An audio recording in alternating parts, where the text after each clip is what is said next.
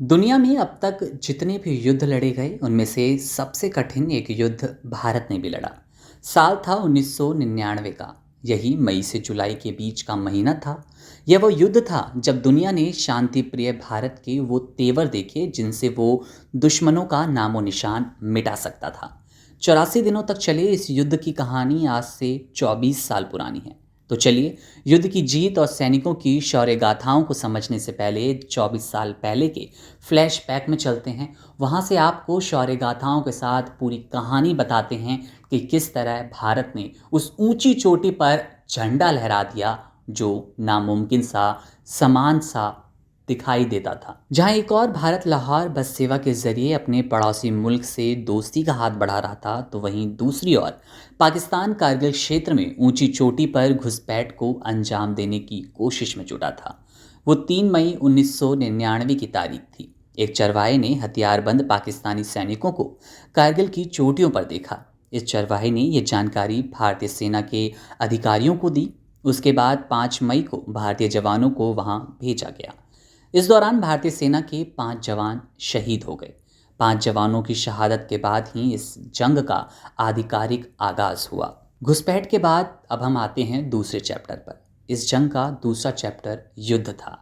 भारत के तत्कालीन पीएम अटल बिहारी वाजपेयी ने देश की जनता के सामने स्पष्ट किया कि वे पाकिस्तान की गद्दारी का जवाब जरूर देंगे। वे भारतीय सेना ने ऑपरेशन विजय की शुरुआत यहीं से की। 18,000 फीट की ऊंचाई पर 84 दिनों तक यह युद्ध चला। इन 84 दिनों में भारतीय सेना ने पाकिस्तानी सैनिकों पर करीब 2.5 लाख गोले दागे। इस दौरान 300 से ज़्यादा तोप, मोर्टार, रॉकेट लॉन्चर से हर रोज़ औसतन 5,000 से ज़्यादा फायर किए गए। इस लड़ाई के सबसे अहम 17 दिनों में हर रोज़ 1 मिनट में करीब 1 राउंड फायर किए गए। करगिल की सबसे बड़ी चुनौती यह थी कि दुश्मन ऊपर पहाड़ों पर बैठा था और भारतीय सैनिक नीचे थे। ऐसे दुश्मनों से निपटने के लिए भारतीय सेना के लिए सबसे ज़्यादा मददगार हथियार बोफोर्स तोपें ही थी। इन तोपों की खासियत यह थी कि काफ़ी ऊंचाई वाले टारगेट पर भी गोले दाग सकती थी। बोफोर्स जो थी वो वजन में बेहद हल्की थी। मई में युद्ध शुरू हुआ था और अब ये जून महीने में पहुंच गया था। इस युद्ध में एक अहम तारीख 9 जून साबित हुई। 9 जून से ही भारतीय सैनिकों ने प्रमुख चोटियों पर पकड़ मजबूत बताने हुए जीत हासिल की थी। तब तक देश अपने 527 जो थे सैनिकों को खो चुका था, उनकी शहादत देख चुका था। इसके बाद युद्ध के तीसरे चैप्टर यानी कि विजय की शुरुआत होती है। युद्ध में भारतीय सैनिकों के प्रहार इतने तेज थे कि पाकिस्तानी सैनिकों को संभलने का मौका भी नहीं मिला। इस युद्ध में पाकिस्तान ने अमेरिका और चीन जैसे देशों से मदद मांगी, लेकिन दोनों ही देशों ने किसी भी तरह की मदद से साफ इनकार किया। युद्ध में खुद को परास्त होता देख तत्कालीन पाकिस्तानी प्रधानमंत्री नवाज शरीफ अमेरिका के राष्ट्रपति बिल क्लिंटन से युद्ध विराम की अपील कर रहे थे। तो वहीं दूसरी तरफ भारतीय सेना ने पाकिस्तान के अवैध कब्जे वाली चोटियों पर तिरंगा लहराना शुरू कर दिया। इसके बाद 26 जुलाई का दिन आया और भारत ने इस युद्ध को पूरी तरह जीत लिया। 24 साल पहले लड़े गए इस युद्ध में कई ऑपरेशन चलाए गए, लेकिन उनमें भी भारतीय सेना के लिए सबसे ज़्यादा जो खास था वो था टाइगर हिल को फतह करना। दरअसल युद्ध के दौरान दुश्मन टाइगर हिल पर कब्जा जमाए बैठे थे। इस दौरान वे लगातार बमबारी और गोलियां चला रहे थे। इस पोस्ट के लिए जो महत्व वाली बात थी वो थी कि देश के लिए काफ़ी खास मायने रखता था। इस पर दुश्मन का कब्जा लगातार बने रहने का मतलब था कि भारतीय सरजमी पर पाकिस्तानी सेना और आतंकवादियों की आसानी से पहुंच हो जाना। इसमें कोई शक नहीं था कि करगिल युद्ध में टाइगर हिल्स पर विजय हासिल करना ही सबसे बड़ा टर्निंग पॉइंट था। एक वक्त ऐसा आया जब तोतोलिंग और उसके आसपास की दूसरी पहाड़ियों से दुश्मनों को धकेल दिया गया, लेकिन टाइगर हिल्स पर कब्जा जमा पाना असंभव सा लग रहा था। लेकिन फिर भी देश के जाबाज डटे रहे।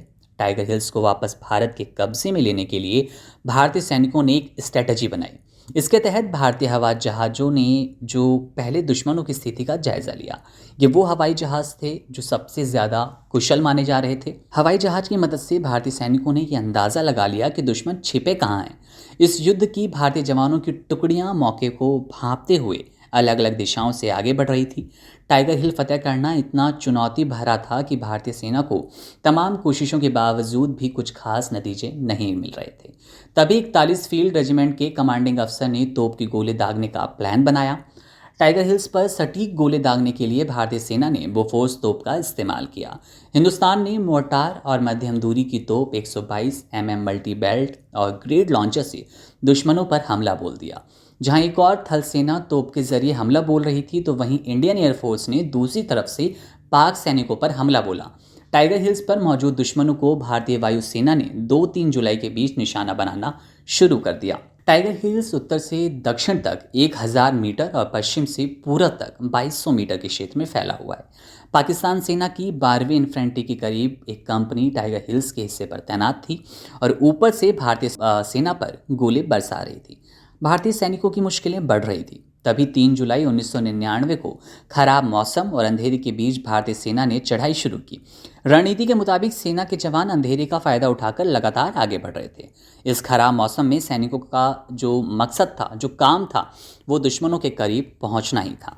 कठिन मौसम की चुनौतियों से निपटते हुए सेना की मेहनत रंग लाई और 4 जुलाई 1999 को भारतीय सैनिकों ने टाइगर हिल टॉप को तीनों तरफ से घेर लिया। भीषण गोलीबारी हुई। कहते हैं कि 4 जुलाई ऐसा दिन था जब दिन या रात की परवाह किए बगैर देश के जाबाज लड़ते रहे और इस दिन युद्ध 24 घंटे चला। इसके बाद भारतीय सैनिक 5 और 6 जुलाई को लड़ते लड़ते इसी पोस्ट पर अपनी पकड़ मजबूत बनाते रहे और चोटी तक पहुंचने की कोशिश करते रहे। चोटी ऊपर बैठे दुश्मनों को आभास हो गया कि भारतीय सैनिक उनके नज़दीक आते जा रहे हैं। 6 जुलाई को सुबह 6 बजे दुश्मन ने बहुत भारी तोपों से गोले दागने शुरू किए। दिन भर भीषण लड़ाई चलती रही। भारतीय सैनिकों को फिर भी डटे रहने और बहादुरी से जवाबी कार्रवाई करते हुए पूरी बाजी पलटने का अनुभव प्राप्त हुआ। इसके बाद 7-8 जुलाई 1999 की रात को भारतीय सैनिकों ने धावा बोलते हुए 8 जुलाई को 8 बजे तक रिवर स्लोप्स कट और कॉलर के क्षेत्रों में कब्जा कर लिया। इसका मतलब था कि अब टाइगर हिल पूरी तरह से भारत के कब्जे में था।